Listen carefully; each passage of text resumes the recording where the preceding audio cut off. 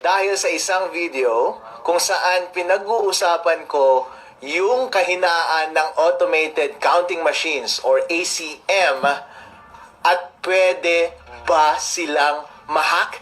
Ito po si Attorney Harold Respicio at kinasuhan ako ng COMELEC at ipapadisbar din daw nila ako at tatanggalin din daw yung lisensya ko bilang CPA mula sa PRC. Wow! Nakakatakot, alright? Yung video na yon na sinasabi nila ay pinatanggal na nila mula sa Facebook. So, hindi nyo ma-access. So, pag-uusapan natin ngayong araw na ito kung ano yung laman ng video na iyon. Alright. Ako bilang abogado ay isa rin akong IT expert kasi bago ako naging abogado ay isa akong CPA. Nagtrabaho ako sa Deloitte, ang #1 auditing firm sa buong mundo.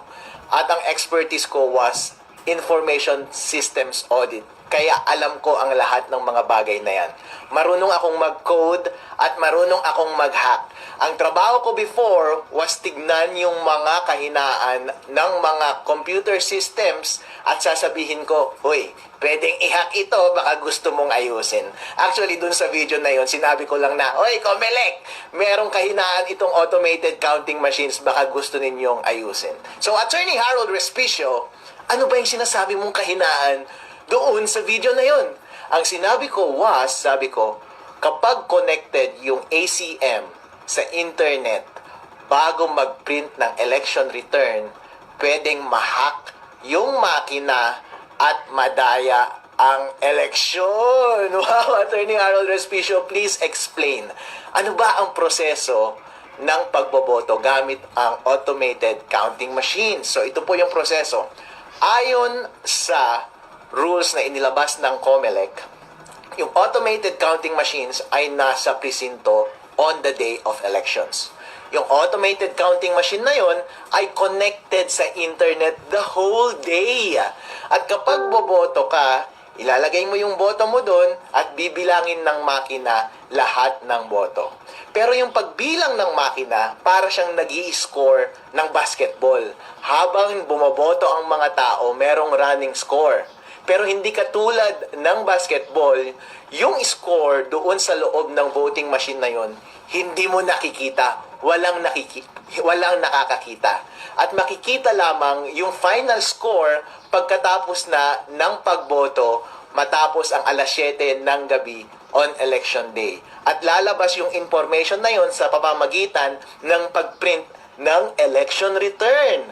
Tapos yung makina, ipapadala niya yung result sa servers ng COMELEC at yun yung official na returns ng election. Ang concern ko was, kapag konektado sa internet yung makina bago mag-print ng election return at corrupted yung source code ng makina, pwedeng ma-hack ng isang hacker yung makina at dadayain yung lalabas na final score doon sa election returns at madadaya yung resulta ng eleksyon. Yun po ang puntos ko doon sa video na iyon. So, Attorney Harold Respicio, bakit pwede bang mabago yung source code ng isang makina?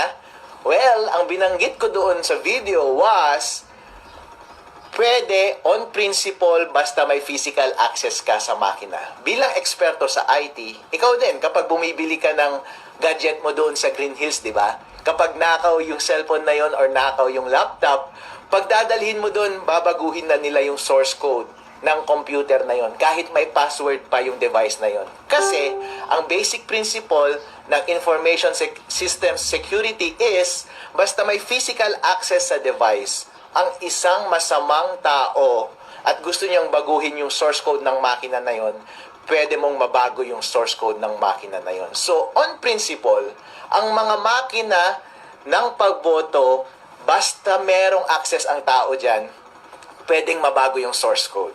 Ngayon, ang diniscuss ko doon sa video was, sige, sinesecure nga ng COMELEC lahat ng makina na iyon. Actually, meron bang opening, ang sinabi ko sa video is, meron bang opening or instance na baka hindi nakatingin yung gwardiya na merong bad actor doon at baguhin niya yung source code? Kayo na lang ang humusga, di ba? So, mahirap iwasan yon kasi kahit gaano ka pa ka-stricto sa pagbantay ng makina, kahit konting sandali lamang na merong access ang masamang tao doon sa makina, halimbawa, galing sa loob ng gobyerno, kung gusto nilang dayain yung eleksyon, pwede nilang dayain yung eleksyon. Yun yung binanggit ko doon sa video na iyon. Ngayon, hindi mo maiiwasan yung bagay na iyon. Kaya, ang alternatibo mong solusyon dyan ay, kapag nagtanim sila ng masamang code, source code, doon sa makina at may opening sa hacker, pwedeng i-hack. Dapat ang gawin mo, during election day, huwag mo siyang i-connect sa internet. Kasi kahit corrupted yung source code doon, kahit ano pa ang gawin ng hacker, hindi niya ma-access yung device. Therefore, hindi niya mababago yung score. And kapag hindi niya nabago yung score, ang lalabas na score ay yung tamang score sa makina at walang magagawa yung makina. Once i-connect mo na siya sa internet later at ipadala mo yung results sa server ng COMELEC, hindi mahirap nang dayahin yun kasi may kopya na lahat ng watcher ng totoong resulta ng eleksyon. Yun yung binabanggit ko na pwedeng opening doon sa video na iyon. Doon sa video na iyon, naging detailed ako sa pag-discuss ng teorya ng computer securities at paano i-take advantage yung kahinaan na yun doon sa sistema ng automated counting machine. So, nag-code ako doon, dinemo ko kung paano mo talaga siya gagawin code by code, line by line, at ginamit ko itong laptop ko para i-demo in actuality paano siya gagawin. Para, pag nakita ng COMELEC yung video na yun, oo nga no, o kaya nakita ng taong bayan yung video na yun, sasabihin nila, oo nga no, convincing na convincing yung explanation ni Harold.